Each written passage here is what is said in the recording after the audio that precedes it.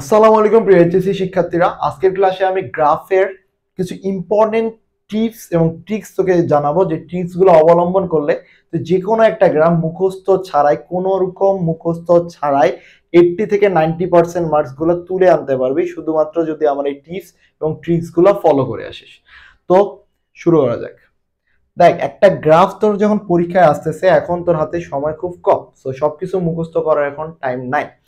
তো যে টিপস এবং ট্রিক্সগুলো ফলো করবি তার আগে কিছু বিষয় তোর জানা থাকা জরুরি, যেই ওয়ার্ডগুলো জানা থাকা জরুরি সেগুলো হলো, ধর একটা গ্রাফে আমরা 4 টাইপের ওয়ার্ড সব থেকে বেশি ইউজ করে থাকি। একটা গ্রাফের মধ্যে 4 টাইপের গ্রাফ আমরা সব থেকে 4 টাইপের ওয়ার্ড সব থেকে বেশি ইউজ করে থাকি। সেটা হলো, একটা গ্রাফ যখন ধর এই গ্রাফটা বাড়তেছে, এটা থেকে এখানে গেছে, তো এটা হচ্ছে বাড়ছে, এটা এখানে সেম আছে এবং এখান থেকে এখানে হ্রাস পেয়েছে। এই গ্রাফটা তুই যদি লক্ষ্য করিস, শুরুতে এখান থেকে এটা বাড়ছিল, এটা সেম, এবং তারপরে এটা হচ্ছে কমে গেছে। তো এখানে কি কি লক্ষ্য করছিস, যে একবার বাড়ছে, তারপর সেম ছিল, তারপর হচ্ছে ডিক্রিজ হয়েছে। তো আমরা যখন কোন একটা গ্রাফ ঊর্ধ্বমুখীতে যাইতেছে, তখন আমরা যে শব্দটা ইউজ করি সেটা হলো climb to or increase to. Climb to or increase to অর্থাৎ বৃদ্ধি পাইতেছে। যখন একটা গ্রাফ নিচে নামতেছে, এই জায়গায় যখন নিচে নামলো, তখন আমরা ইউজ করি drop to or reduce to. Drop to use করতে পারো অথবা রিডিউস টু, যে কোনো একটা ইউজ করতে পারি, সেটা তোর নিজের ইচ্ছা।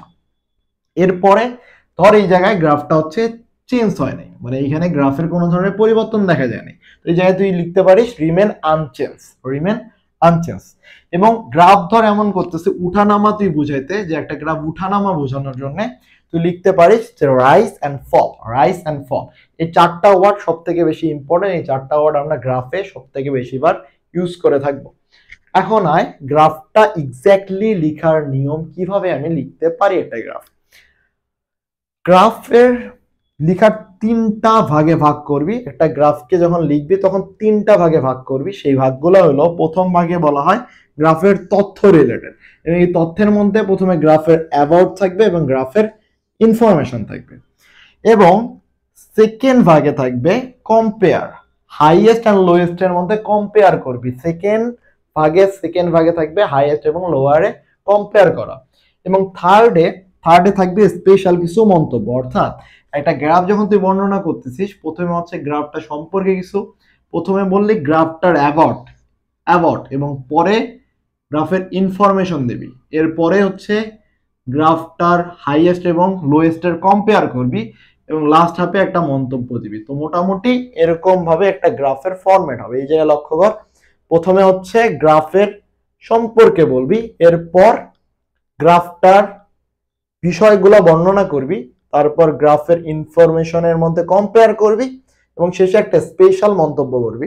তো আমরা এই উদাহরণটা যে বর্ণনা দিছি, এই বর্ণনাটা দেখলে মোটামুটি ক্লিয়ার হয়ে যাবে যে আমি এখানে আসলে কি বুঝাইতে চাইতেছি। তো দেখ, এবং তোর কাজ হলো এই বর্ণনাটা সুন্দর মতো তুলে রাখা খাতার মধ্যে, যাতে করে এই শব্দগুলা ইউজ করতে তোর সুবিধা হয়। এখন প্রথমে কি বলছে, the graph shows that about, অর্থাৎ ধর এখানে এই টাইপে এখানে বলছে অ্যাবাউট মানে বুঝাইতেছে ধর এই গ্রাফটা হচ্ছে এডুকেশন রিলেটেড, যে অ্যাবাউট হচ্ছে education. The graph shows that education in the year of, প্রথম সাল থেকে শেষ সাল, প্রথম সাল এখানে কত 2010 টু 2020, এটা হচ্ছে একটা সেন্টেন্স লিখলি, লিখে আস্তে করে ফুল স্টপ। এইটা প্রথম পার্টে লিখলি, এটা গেল তোর হচ্ছে গ্রাফের তথ্য অ্যাবাউট, এই পার্টটা গেল। এরপর হচ্ছে গ্রাফের ইনফরমেশন গুলা বর্ণনা করার পার্ট, তাই না? এখানে আমি বলছি গ্রাফের ইনফরমেশন গুলা বর্ণনা করার পার্ট। কিভাবে বর্ণনা করবি? বর্ণনা করবি হচ্ছে according to this graph in date, এখানে ডেট বলতে বুঝাইতেছে ধর 2010 percentage of people 20%, and then the graph climbed to year 2015. The graph climbed to year 2015, এখানে দেখ বৃদ্ধি পাইছে। তো বৃদ্ধি পাওয়ার ক্ষেত্রে আমরা কি বলছিলাম, ক্লাইম টু শব্দ ইউজ করতে, অথবা ইনক্রিজ টু চাইলেও তুই ইউজ করতে পারিস। However, the graph remains same. দেখ এই জায়গায় কিন্তু গ্রাফটা কোনো চেঞ্জ হয় না, তাই আমি কি ইউজ করছি, the graph remains same অথবা unchanged in 2018. We see that it was reduced to 2020, তাই এখানে হ্রাস পাইছিল, তো আমরা হ্রাস পাইলে কোন শব্দ ইউজ করব? রিডিউস টু অথবা drop to. It was reduce to 2020 and the percentage is 35%. এর পরের পার্টে এটা গেল আমার হচ্ছে অ্যাওয়ার্ডের পার্ট চলে গেছে, ইনফরমেশনের পার্ট চলে গেল। এরপরে আমরা কি করব? কম্পেয়ার, হাইয়েস্ট এন্ড লোয়েস্ট এর মধ্যে কম্পেয়ার।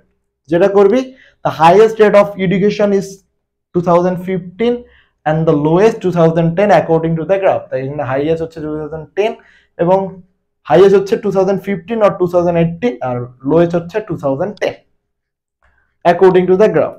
এখন from the graph we can say that এটা হচ্ছে মন্তব্যের পার্ট, এই পার্টটা গেল মন্তব্যের, এই পার্টটা গেল হচ্ছে আমার কম্পেয়ারের, এটা গেছে আমার অ্যাবাউটের, আর এই পার্টটা হলো আমার ইনফরমেশন, আর এটা হলো আমার অ্যাবাউট। এই তো টোটাল হলো 4টা পার্ট। সো শেষে বলবি from the graph we can say that, ধর এখানে হচ্ছে আমার এটা ইনক্রিজ হইতে ছিল, তো তুই শেষে মন্তব্য করতে পারিস we can say that the rate of education is increasing day by day, অথবা বলতে পারে যে the rate of education was increased in 2015 and 18 but some reason it was হচ্ছে decrease in 2020।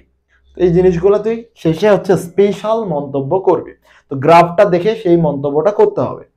এই ফরম্যাটটা তোর প্যারা নাই, এই ফরম্যাটটা আমি সুন্দর মতো আবার তোর ডিসক্রিপশন বক্সে লিঙ্ক দিয়ে দিব, সেখান থেকেও তুই তুলে নিতে পারবি, এটা না প্যারা খাওয়ার কোনো কারণ নেই। বাট বিষয়টা তোকে বুঝতে হবে যে তোর কোথায় কোথায় কি লিখতে হচ্ছে। প্রথমে হচ্ছে গ্রাফের তথ্য, প্রথমে গ্রাফটা কি বিষয়ে, তারপর গ্রাফের তথ্যগুলো সুন্দর মতো লিখবি, তারপর কম্পেয়ার করবি, তারপর স্পেশাল মন্তব্য করবি। তো এটা লিখলে মোটামুটি 1.5 পেজের মতো লেখা হয়ে যাওয়ার কথা, কারণ এখানে তো মাত্র 3-4টা তথ্য নিয়ে আমরা আলোচনা করছি।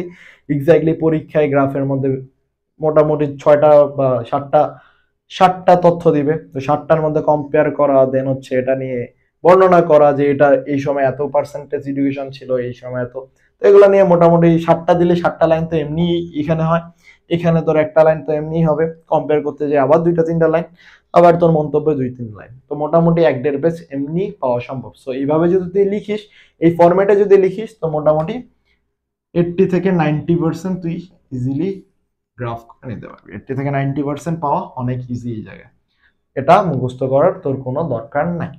এই ফরম্যাটটা আমি অলরেডি ডিসক্রিপশন বক্সে দিয়ে দিব লিংক, সেখান থেকে তুলে নিস। এতটুকু ছিল আজকের ভিডিও, দেখা হচ্ছে নেক্সট।